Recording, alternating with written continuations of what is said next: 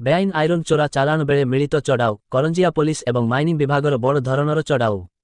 କରଞ୍ଜିଆ ବେଆଇନ ଆଇରନ୍ ଚୋରା ଚାଲାଣ ବେଳେ ମିଳିତ ଚଢ଼ାଉ କରଞ୍ଜିଆ ପୋଲିସ ଏବଂ ମାଇନିଂ ବିଭାଗର ବଡ଼ ଧରଣର ଚଢ଼ାଉ କରଞ୍ଜିଆ ଥାନା ଅନ୍ତର୍ଗତ ବାଟ୍ଟାଇସିରା ଗ୍ରାମରେ ଚଢ଼ାଉ।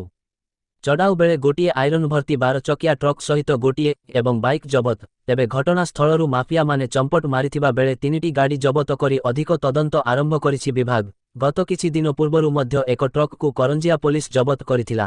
ତେବେ ଉକ୍ତ ଅଞ୍ଚଳରେ ବହୁ ଦିନରୁ ବେଆଇନ ଭାବେ ଏପରି ଚୋରା ଆଇରନ୍ ଚୋରା ଚାଲାଣ ହେଉଥିବା ବେଳେ ବର୍ତ୍ତମାନ ଆକ୍ସନ ମୋଡରେ ପୋଲିସ ଏବଂ ମାଇନିଂ ବିଭାଗ, ଯାହା ଫଳରେ ଗତ କିଛି ଦିନ ମଧ୍ୟରେ ଦୁଇଟି ସଫଳତା ପାଇଛି ବିଭାଗ। ଏହି ଚଢ଼ାଉରେ କରଞ୍ଜିଆ ପୋଲିସର 2ଟି ଟିମ୍ ଏବଂ ମାଇନିଂର 2ଟି ଟିମ୍ ଏହି ଚଢ଼ାଉରେ ସାମିଲ ଥିଲେ। ମୟୂରଭଞ୍ଜ ଜିଲ୍ଲା କରଞ୍ଜିଆରୁ ବି ଦିବ୍ୟେନ୍ଦୁ ଶେଖର ଅଙ୍କ ରିପୋର୍ଟ।